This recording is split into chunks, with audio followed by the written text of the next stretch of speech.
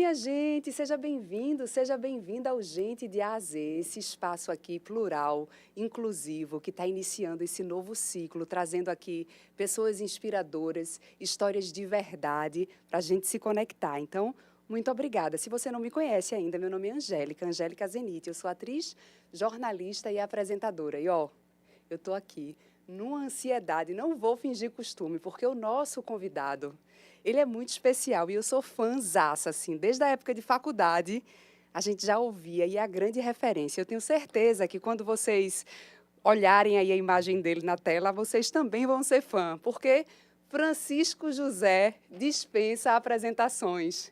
Seja bem-vindo, Chico. Obrigado, Angélica. Você é um pouco exagerada, né? É um prazer imenso estar aqui com você. Veja, minha gente, exagero não. Ele é demais, não é? Quem nunca. Essa voz marcante, esse sotaque forte, esse profissional inspirador que todo mundo conhece. Que honra. Muito obrigada pelo seu tempo, pela sua disponibilidade, por topar estar aqui com a gente. Eu é que agradeço a oportunidade de estar com vocês. Vocês já conhecem algumas histórias de Chico, né? Certamente já viram aí alguma reportagem, já acompanharam, mas a gente vai tentar aqui conhecer mais detalhes da vida desse grande profissional, que é do Cariri. Como foi que chegou aqui no Recife? Sou do Cariri cearense, porque tem o Cariri também na Paraíba. O meu pai morreu quando eu tinha 7 anos de idade.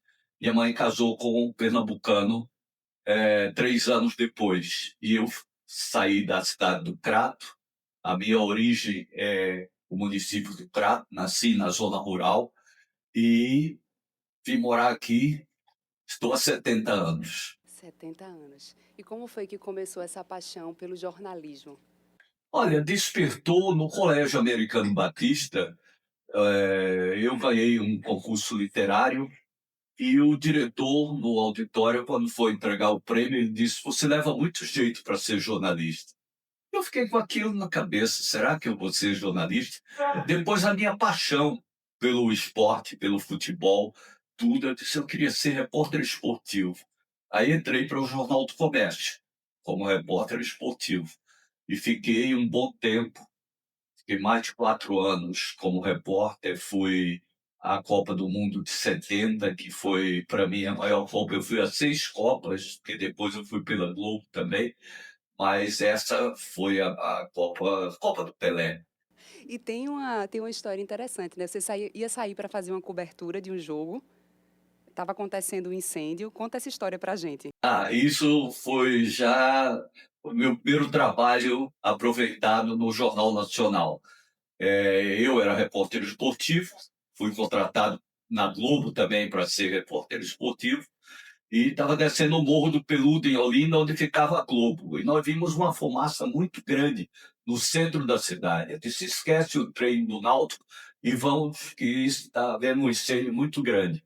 Era na rua Corredor do Bispo, um posto de gasolina pegando fogo, queimando os carros, um carro-tanque lá dentro, tudo. E eu quebrei todos os preconceitos da Globo naquele dia, porque eu andei com a câmera, não podia andar, eu puxava o cinegrafista pelo cabo do microfone, não tinha microfone sem fio, tudo.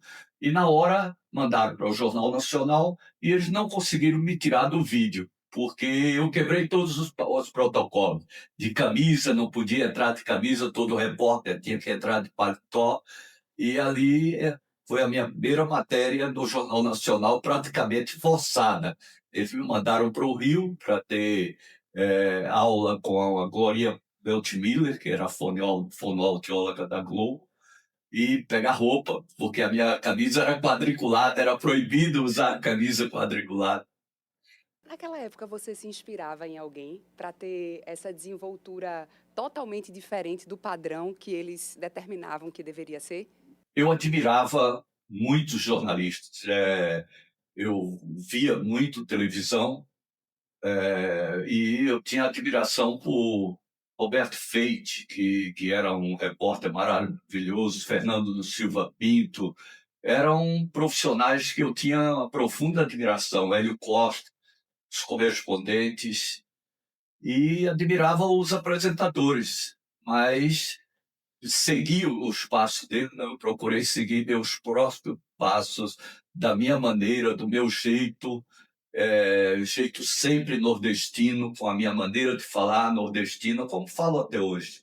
Na época bateu um medinho de sustentar o seu sotaque, que é referência e que abriu precedente para todos nós jornalistas, né? Como é que foi quando você começou a falar esse sotaque forte, como é que foi recebido pela emissora na época e como é que você teve essa força para seguir o seu caminho, mantendo, né, a sua identidade, que é esse vozeirão também? Eu sofri muitas críticas e muito bullying também.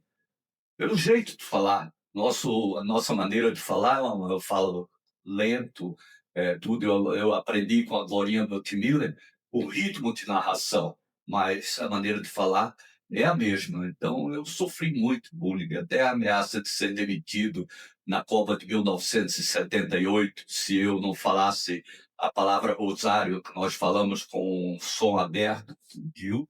E eles queriam que eu falasse rosário, como os carioca estavam falando. E eu não aceitei e disseram: olha, se você não falar direito, você vai embora. Eu disse: tá, tem um voo às 11 horas. É para eu continuar cobrindo a Argentina. Aliás, fui campeão do mundo pela Argentina. Eu fiquei até o fim fazendo. E eles disseram: não, não, fica aí fazendo. E aos poucos eu fui quebrando todos os preconceitos e impondo profissionalmente, porque eu nunca precisei de favor para ter as oportunidades que eu tive. Eu acho que poucos repórteres, talvez a Glória Maria, tiveram tantas oportunidades de trabalho como eu tive durante 46 anos na Globo.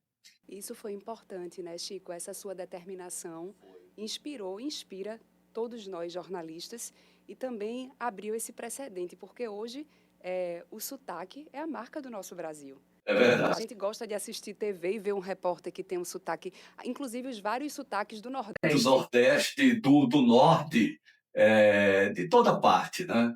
Porque hoje ninguém tem nenhum tipo de censura, nem de crítica pela maneira como fala, e nem como veste. Porque antes não podiam dar camisa, hoje usam camisa, usam cabelo do jeito que querem. É verdade, é diversidade para que a própria população se reconheça também na figura daquele apresentador, do repórter. Deixa eu lhe perguntar, e o que é que ele faz sair do sério? O que é que ele tira do sério? Ora, muita coisa me tira do sério, às vezes eu me irrito, às vezes eu rio compulsivamente com tudo, mas o que me tira do sério mais é as pessoas falarem mal do Nordeste. Isso me tira do sério. E eu vejo tanto na internet, a gente percebe pelas entrevistas que são pessoas despreparadas, que não conhecem o Nordeste, não sabem a cultura que nós temos aqui, e ficam dizendo: não, eu não moraria no Nordeste, o lugar que eu não iria era o Nordeste, tudo quando o Nordeste, em aspecto turístico, em aspecto cultural, é um paraíso. É um paraíso. Todo mundo quer vir tirar férias aqui, né? É. E dentro desses anos no jornalismo, com várias reportagens, inclusive com passagens dentro d'água, tem esse. Vamos contar para quem não sabe. Conta essa história, Chico. Você entrou ao vivo, falando dentro d'água no mergulho. Foi. Isso foi na Rio 92, que era a COP, correspondente à COP 30. E eu fiz o Globo Repórter da sexta-feira durante a semana na Amazônia. É um programa belíssimo, imagens incríveis, tudo. E aí é, chegou o momento que ia haver no Rio uma limpeza de um navio naufragado. Eu li no jornal que um grupo de 20 mergulhadores ia descer para limpar, para mostrar na semana que não deviam sujar o mar. Então eu liguei para eles e perguntei, eu estava no Rio: olha, se vocês fizerem à noite, eu vou tentar entrar no Jornal Nacional. Aí eles disseram: a gente muda o horário, vamos fazer de tarde, mas podemos fazer à noite. E eu fui ao diretor-geral da engenharia da Globo, no Rio, e disse: tem um desafio para você, montar uma emissora repetidora numa traineira para a imagem vir para o Sumaré, que a imagem da Globo é em cima, não tem um morro atrás onde ficam as antenas da televisão. Aí ele disse: vamos testar. Ele testou, deu certo, e eu fui e entrei ao vivo do fundo do mar. No fim, eu até digo, Francisco José ao vivo do fundo do mar. Mas eu podia ter dito também Francisco José quase morto ao vivo no fundo do mar. Porque a máscara era uma máscara antiga, né? Isso tem muito tempo, 92, e ela sufocava.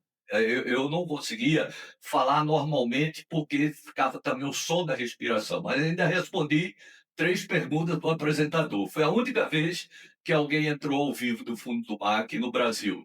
E depois, nem eu consegui entrar mais. Eu fui entrar em Ana Maria Braga, entrou água na câmera aqui, foi um desastre. Na câmera, não, na máscara, um desastre. Tem alguma curiosidade, dentre tantas histórias, tantas reportagens maravilhosas, levando para dentro da casa do telespectador experiências que talvez as pessoas nunca tenham condições de ir? As pessoas viajaram nas suas reportagens. Você levou o povo brasileiro para o Brasil todo e para fora do país também. Eu procurava fazer coisas inéditas. Primeiro porque eu tive a oportunidade de, durante 8 anos, ser o único repórter autorizado a entrar no Jornal Nacional, no Fantástico, da Rede Globo, no Norte e Nordeste. Então, eu tive a oportunidade de mostrar o Nordeste de forma inédita ao Brasil. O espetáculo de Nova Jerusalém, que você participa como atriz, eu fiz por mais de 20 anos. O São João, as festas de São João no Recife, Caruaru, Campina Grande, até criei a rivalidade entre Campina Grande e Caruaru, qual é o melhor dos dois, tudo. O Carnaval, no primeiro desfile do Galo da Madrugada, tinham 74 pessoas. Durante 40 anos, o Galo da Madrugada entrou no Jornal Nacional. Eu coloquei o Galo da Madrugada no Jornal Nacional. Então, as pessoas veem na televisão e aquilo atrai, quer ver, vamos para Pernambuco. Pernambuco tem o Galo da Madrugada. E tantas outras coisas que foram feitas, que eu fui expulso de Olinda. Foi expulso de Olinda? Fui expulso de Olinda. No início, o Carnaval de Olinda era o povo que fazia, ainda tem isso, mas era o povo olindense. Eles decoravam as ruas, usavam fantasias que concorriam no baile municipal e no bal masquê. As ruas vinham cheias de gente, mas todo mundo cantando. Com o tempo, a multidão ocupa muito espaço. E aí, mais de 20 anos depois que eu tinha começado a fazer, um morador, na descida ali daquela ladeira da prefeitura, saiu da porta da casa dele e disse: Chico, vai fazer carnaval em outro lugar? Tu não está vendo que está acabando com o carnaval de Olinda? Tu mostra aí na televisão, agora a quantidade de gente que vem ali fazendo xixi na rua, não tem espaço, ficam batendo nos músicos, tudo. Olha Aí só. eu vi que ele tinha razão e fui fazer o Recife Antigo, que não tinha ninguém. Que hoje já é lotado, né? Não, hoje não, logo 2 anos depois já... um prefeito de Bezerros veio à Globo e a diretora, na época, João Mazzarolo, me chamou lá, disse: Chico, o prefeito está aqui querendo falar com você. Aí ele disse: eu queria que você fosse fazer os papangus de Bezerros. Eu disse: mas isso é feito todo ano. Ele disse: é feito, mas se você for fazer, vai entrar no Fantástico. Aí eu disse: o senhor tem ideia do que é entrar no Fantástico com o papangu? Vai superlotar a sua cidade. Ele disse: mas é isso que a gente quer. Aí eu fui fazer. No ano seguinte, a minha família queria ir ver também. Quando nós chegamos, não tinha lugar para estacionar na cidade, lotado. Lotado. A gente ouviu aqui algumas das histórias, mas você conseguiria classificar o top 5, as 5 reportagens que mais lhe marcaram? Olha, a top 1 foi... Olha, tem top 1, atenção, top 1. Porque 5 eu vou levar muito tempo aqui, vou tomar o seu programa todo. Foi um programa, eu ia para o exterior. E na redação do Globo Repórter, tem um quadro onde ficam as pautas. E estava lá a Amazônia. Eu peguei aquela pauta, vi que era muito interessante, mas eu ia ficar um mês fora, deixei lá. Quando eu voltei, estava a mesma pauta lá. Aí eu peguei e fui para a diretora Silvia Sayão e disse, não foram fazer essa pauta ainda? Ela disse, está esperando por você. Eu disse, já sei, ninguém quis ir fazer, porque 32 dias dentro de uma aldeia indígena, né, no meio da selva amazônica, vivendo nas mesmas condições deles. Pra vocês terem uma ideia de como eles são primitivos, eles enterram os mortos no lugar onde eles dormem. O cemitério é dentro de casa. E eu Você fiquei com passou a quanto equipe tempo lá? Quanto tempo? 32 dias. 32 É, dias. sem comunicação nenhuma, internet nenhuma. Nós levamos gerador para gerar tudo. Mas essa matéria, o Globo Repórter escreveu e foi finalista do prêmio Emmy. Minha gente, é muita história, né? A gente quer passar o dia todinho aqui ouvindo as aventuras. Agora, uma curiosidade. Você já foi tímido na hora de gravar? Você sempre teve essa desenvoltura? Atenção, gravando. Aquele frio na barriga. Eita, e agora? Tive demais. Teve? Tive. No meu primeiro dia da Globo, no segundo dia, fui pedir demissão. É verdade. Era o Wilson Emanuel, diretor aqui, e Armando Nogueira mandou me contratar. A Globo tinha chegado ao Nordeste. Ele disse, contrata o Chico José para ser o repórter de esporte que trabalhou com a gente da Copa do Mundo de 70. E aí me chamaram, eu fui, acertei salário e tudo, levei a carteira profissional, entreguei tudo e disse, quando eu vou começar? Disse, você vai começar hoje. Eu disse, hoje? Fazendo o quê? Disse, você vai narrar o jogo Santa Cruz e São Paulo. Eu disse, mas esse jogo é no Morumbi. Ele disse, mas você vai fazer off-tube. Eu falei, o que é off-tube? Ele disse, você vai ficar olhando na cabine o jogo e narrando. Você não conhece os jogadores? Eu disse, conheço, mas eu não sou narrador. Aí ele disse, não, tem que ser você. Você agora é o repórter de esporte. É a sua estreia, tudo. Eu disse, eu não tenho condições de fazer isso. Aí ele disse, tem sim. Nós só temos você, vai ter que fazer.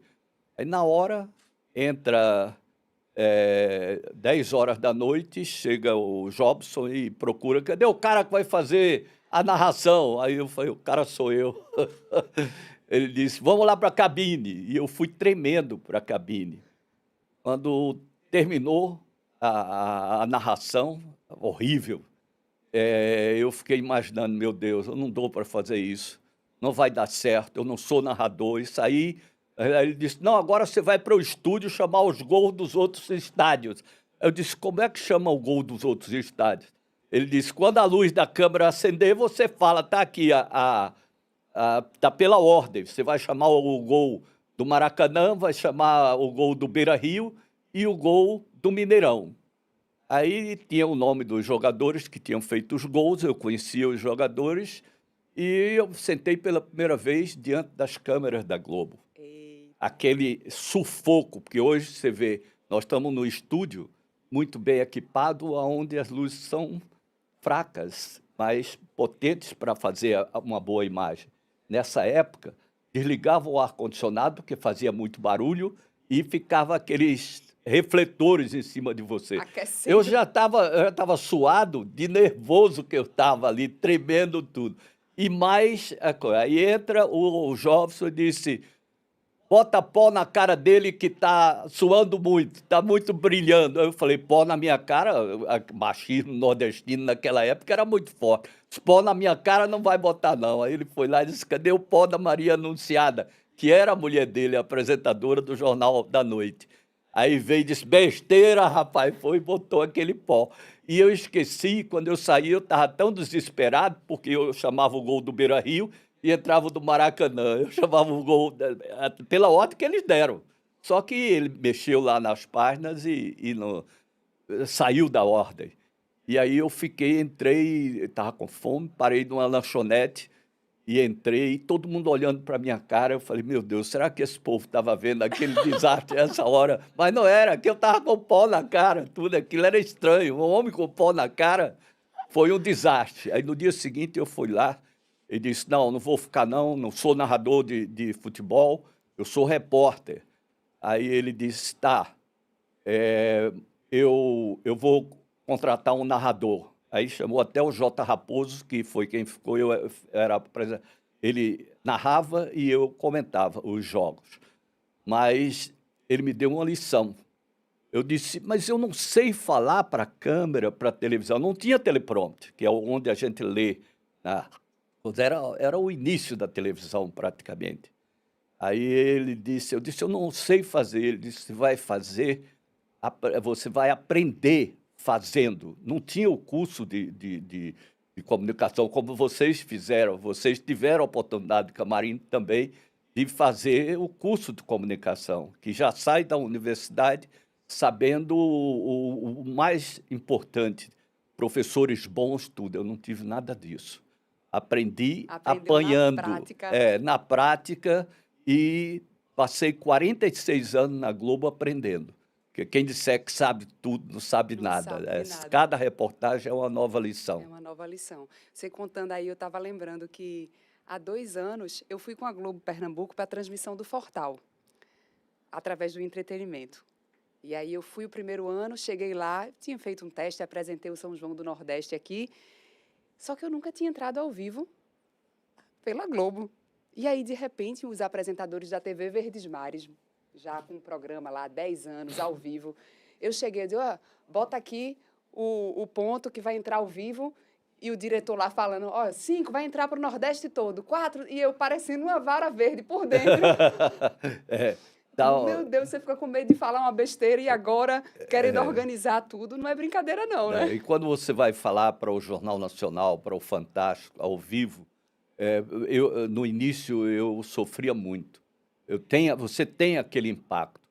Depois eu aprendi que eu tinha que ser eu, falar com naturalidade, como eu estou falando com você aqui. Eu falo na televisão, não tem diferença nenhuma, tudo. E fui perdendo o medo. É tanto que agora uma produtora do Globo Repórter participou da gravação que a Globo fez comigo para o programa Tributo. E ela disse, Chico, o que eu achei mais impressionante é que eu vi umas 70 horas de imagem sua na televisão, desde a primeira reportagem, tudo. Em nenhum momento eu te vi com um papel na mão ou com um celular para ler alguma coisa. Aí eu disse, é porque eu saio falando minhas besteiras. Liga aí a câmera e vou embora falando. Olha só. A gente falou um pouco aqui sobre a sua experiência na Amazônia. Tem muita experiência também. Ele bateu recorde em reportagens no Globo Repórter, né, Chico? Foi. Ninguém nunca fez tanta... Eu tenho mais de o dobro de reportagem do que qualquer outro repórter. O Palha, que para mim sempre foi o melhor repórter da minha geração, junto com o Caco, junto com o Bial, com a Glória, ele tem, depois de mim, tem 51, eu tenho 103. É como se durante 3 anos só eu fizesse o Globo Repórter.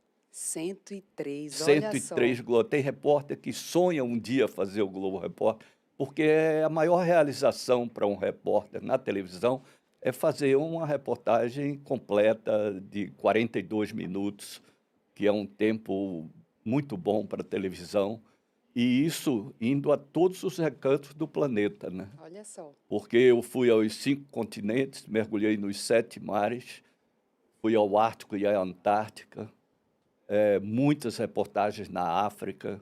Tem um livro também, né? Tem um livro. Quando completei 40 anos, eu escrevi 40 anos no ar. Olha só, então aproveita aí, minha gente, esse livro para poder se debruçar sobre a história de Chico, que é tão rica. A gente passaria horas aqui conversando. Agora, uma coisa que me chama a atenção. Além do Globo Repórter, também teve o Nordeste Viver e Preservar? Nordeste Viver e Preservar, que eu fazia com a minha mulher, Beatriz Castro, e nós mantivemos esse programa durante 13 anos, e eu confesso a você que foi a minha maior realização na televisão, foi fazer esse programa, que eu tive a oportunidade de mostrar toda a beleza do Nordeste, eu e ela, sempre procurando a natureza, denunciando crimes ambientais, que foi isso que o caminho que eu trilhei nos últimos 20 anos, tudo foi falando sobre natureza, mostrando as curiosidades, indo em busca dos grandes animais do planeta, mergulhando com a anaconda, né, com a sucuri, indo ao topo das montanhas de Ruanda e Uganda em busca dos gorilas, indo à ilha de Komodo, na Indonésia, em busca do dragão de Komodo, que é aquele animal, é o animal mais asqueroso que eu já vi na vida. Ele baba veneno e é extremamente agressivo. Você entra, tem que assinar um termo de responsabilidade pela sua própria vida, onde o governo da Indonésia não se responsabiliza por você. Eles não entre porque eles vão te atacar. Eles são venenosos e não tem antídoto para o veneno deles. Olha só. E eles vêm para cima mesmo, você recebe uma vara para se defender. E o cinegrafista, ele tinha que ficar com a câmera, era o Paulo Zero, marido da Sônia Bride, trabalham juntos, ele é o top de linha da Globo. E Paulo Zero disse, você tem que ficar junto de mim, quando ele vier, me defende. E era isso, eu tinha que dar porrada no dragão toda vez que ele vinha para cima da gente. Olha só. Então, esse bicho é asqueroso demais. Ainda teve mais uma brincadeira na pauta. A Maurício Soares, que hoje é o Todo-Poderoso, foi quem deu essa pauta. E ele disse, você vai para não voltar. Aí eu falei, ainda diz que é meu amigo. A Bia estava junto, disse que ia me deixar viúva. Ele disse, é porque esse desgraçado entra em cada lugar. Ele estava falando 100, 200, 300 tubarões e ele embaixo dos tubarões. E aí ele disse, a matéria só vai valer se você mostrar a cruz que tem no meio da ilha, que eu li, está a 7 quilômetros de distância, aonde eles devoraram o fotógrafo suíço. Só sobrou dele as máquinas fotográficas e os óculos. Até as botas eles comeram. Minha Nossa Senhora. Aí a gente foi até a cruz. Olha aí, tá vendo? Outra coisa, a gente não é de agora, né, que esse debate das mudanças climáticas, o olhar voltado para o meio ambiente, você trouxe aqui, a gente já identifica isso, a preocupação, o cuidado, esse olhar para a preservação, para a natureza. O que é que está faltando no ser humano, na humanidade, para despertar para esse olhar do cuidado com o planeta? Está faltando, primeiro, que os políticos tomem vergonha na cara, porque num momento como esse, a ciência já disse, ou os seres humanos fazem cada um a sua parte, ou nós vamos ter a destruição do planeta muito antes do que era previsto. O calor vai aumentar, nós vamos ter problemas seríssimos por causa de desmatamento, tudo, e acabou de ser aprovada aí uma lei que permite desmatar, que permite, não tem respeito com o meio ambiente. Então, a primeira coisa que tem que fazer é que numa eleição não elejam esses políticos que não têm vergonha na cara, não se preocupa com o momento atual, e o resultado a gente já está vendo. Você viu São Paulo agora com o vendaval, foram menos de 100 km por hora de vento, que destruiu árvores, derrubou tudo. Imagina quando for 200 km de velocidade de vento, como aconteceu recentemente nas ilhas do Pacífico. Não dá para não olhar para isso, né? E a eleição, próximo ano tem eleição, né? Inclusive. Tem que ver. Pois é. A gente já está se encaminhando aqui para o final do nosso bate-papo, mas vamos encerrar falando do Chico Família, né? Da sua família. Você gosta e é bem apegada à família, né? Tem filhos, netos e faz questão de ter essa convivência mais próxima com todo mundo. A minha família é tudo para mim. Eu tenho uma filha com Beatriz, a Carla Beatriz, a minha Cacazinha. Tenho 2 filhas com a Socorro, Mariane Brito, que é repórter, e Caroline. Tenho 6 netos, tenho um filho com a Magda Wassenberg, o André, e tenho 2 netos também com o André. Então, é uma família grande já. Eu hoje tenho a confraternização com os netos. E sempre que tem oportunidade, eu viajo com eles, eu estou sempre procurando oportunidade de ficar com a família, tudo, porque é o que me resta fazer. Cheguei a uma idade que hoje eu vou viver das palestras que faço, dos documentários que faço e de conviver com a família. Com a família. E é bom, né, você ter esse carinho. Você é uma figura, você disse que eu estava exagerando no começo, mas não é exagero não, viu? Você é uma figura que está no coração não só dos pernambucanos, Obrigado, mas pernambucano gosta, né, de se apossar das coisas. É. Mas está no coração de todo mundo, do povo brasileiro. A gente tem orgulho de ter você na nossa terra, de ser essa inspiração, esse profissional que abriu o caminho para tantos outros e que inspira. É muito bom a gente ouvir Chico falando das histórias, né? Parece que a gente já tem uma intimidade com ele, mesmo sem vê-lo pessoalmente, porque ele chegou na nossa casa através das reportagens, trazendo essa intimidade para a gente. Chico, obrigada. Obrigado a você, querida. Foi um prazer imenso participar do seu programa. Obrigada a você que acompanhou a gente aqui no Gente de A a Z. Aproveita, compartilha esse conteúdo, se inscreve no nosso canal, ativa o sininho para ficar conectado e não perder nada. E a gente te espera no próximo episódio do Gente de A a Z. Tchau, tchau!